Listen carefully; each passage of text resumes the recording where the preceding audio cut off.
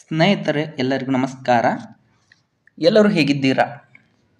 ಸ್ನೇಹಿತರೆ, ಸಿಎಂ ಸಿದ್ದರಾಮಯ್ಯನವರು ಜಾರಿಗೆ ತಂದಿರುವ ಪಂಚ ಗ್ಯಾರಂಟಿ ಯೋಜನೆಗಳಲ್ಲಿ ಒಂದಾದ ಯುವ ನಿಧಿ ಯೋಜನೆಯು ಒಂದು ಪ್ರಮುಖವಾದ ಯೋಜನೆಯಾಗಿದೆ. ಈ ಯೋಜನೆಯಿಂದ ಎಷ್ಟೋ ನಿರುದ್ಯೋಗಿ ಬಡ ವಿದ್ಯಾರ್ಥಿಗಳಿಗೆ ತುಂಬಾನೇ ಅನುಕೂಲವಾಗಿದೆ. ಇನ್ನು ಕೆಲವು ವಿದ್ಯಾರ್ಥಿಗಳು ತುಂಬಾ ಬಡವರಾಗಿರುತ್ತಾರೆ. ಅವರು ರೂಮ್ಗಳನ್ನು ಮಾಡಿ ಓದಿಕೊಳ್ಳುತ್ತಿರುತ್ತಾರೆ. ಅದರ ಬಾಡಿಗೆ ಕಟ್ಟಲು ಸಹ ಅವರ ಹತ್ರ ಹಣ ಇರುವುದಿಲ್ಲ. ಮನೆಯವರ ಹತ್ರ ಕೇಳುವುದಾದರೆ ಮನೆಯವರು ಕೂಡ ತುಂಬಾ ಬಡವರಾಗಿರುತ್ತಾರೆ. ಅಂಥವರಿಗಾಗಿ ಈ ಯುವ ನಿಧಿ ಯೋಜನೆ ತುಂಬಾ ಅನುಕೂಲವಾಗಿದೆ. ಈ ಯೋಜನೆ ಜಾರಿಯಾಗುವುದಕ್ಕಿಂತ ಮೊದಲು ಕೆಲವು ವಿದ್ಯಾರ್ಥಿಗಳು ತಮ್ಮ ಪ್ರತಿ ತಿಂಗಳ ಖರ್ಚು ವೆಚ್ಚಗಳನ್ನು ನಿಭಾಯಿಸಿಕೊಳ್ಳಲು ಕೆಲಸಕ್ಕೆ ಹೋಗುತ್ತಿದ್ದರು. ಬಂದ ಹಣದಲ್ಲಿ ರೂಮ್ ಬಾಡಿಗೆ ಕಟ್ಟಿ ಓದಿಕೊಳ್ಳುತ್ತಿದ್ದರು.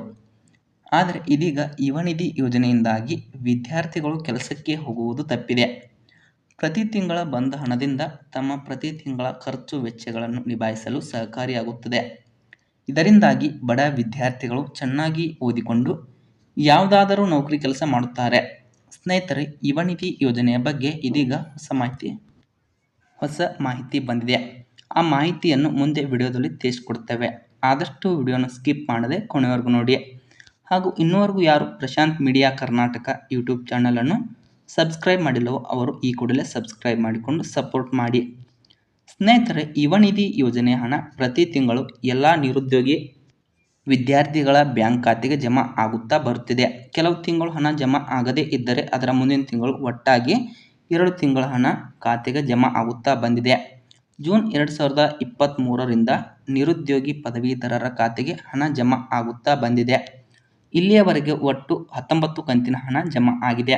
ಆದರೆ 20ನೇ ಕಂತಿನ ಜನವರಿ ತಿಂಗಳಿನಲ್ಲಿ ಜಮಾ ಆಗಬೇಕಾದ ಹಣ ಇನ್ನೂವರೆಗೂ ಜಮಾ ಆಗಿಲ್ಲ.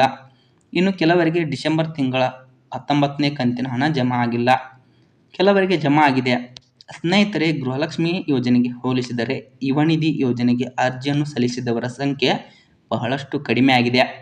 ಗೃಹಲಕ್ಷ್ಮಿ ಯೋಜನೆಗೆ ಒಟ್ಟು 1,29,69,394 ಫಲಾನುಭವಿಗಳು ಅರ್ಜಿಯನ್ನು ಸಲ್ಲಿಸಿದ್ದರೆ ಯುವ ನಿಧಿ ಯೋಜನೆಗೆ ಕೇವಲ 4,01,789 ಫಲಾನುಭವಿಗಳು ಮಾತ್ರ ಅರ್ಜಿಯನ್ನು ಸಲ್ಲಿಸಿದ್ದಾರೆ.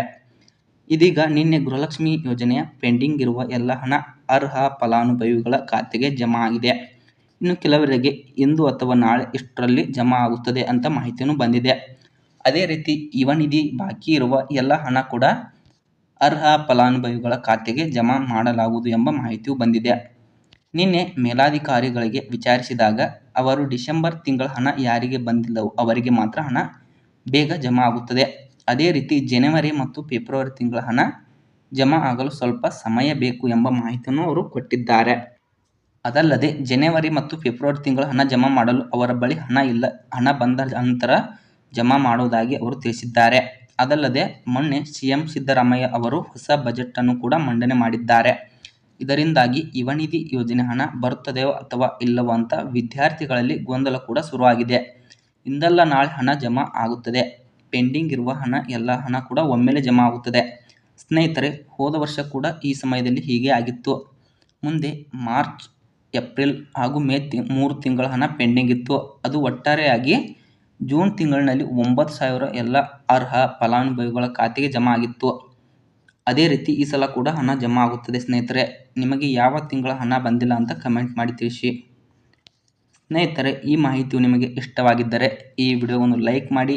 ಇಂತಹ ಮತ್ತಷ್ಟು ಮಾಹಿತಿಗಳಿಗಾಗಿ ದಯವಿಟ್ಟು ಪ್ರಶಾಂತ್ ಮೀಡಿಯಾ ಕರ್ನಾಟಕ ಯೂಟ್ಯೂಬ್ ಚಾನಲನ್ನು ಸಬ್ಸ್ಕ್ರೈಬ್ ಮಾಡಿಕೊಂಡು ಸಪೋರ್ಟ್ ಮಾಡಿ. ಲೈಕ್ ಮಾಡಿ, ಕಮೆಂಟ್ ಮಾಡಿ, ಹಾಗೆ ಶೇರ್ ಮಾಡಿ. ಮತ್ತೆ ಮುಂದಿನ ವಿಡಿಯೋದಲ್ಲಿ ಸಿಗೋಣ. ಅಲ್ಲಿಯವರೆಗೂ ಎಲ್ಲರಿಗೂ ಧನ್ಯವಾದಗಳು.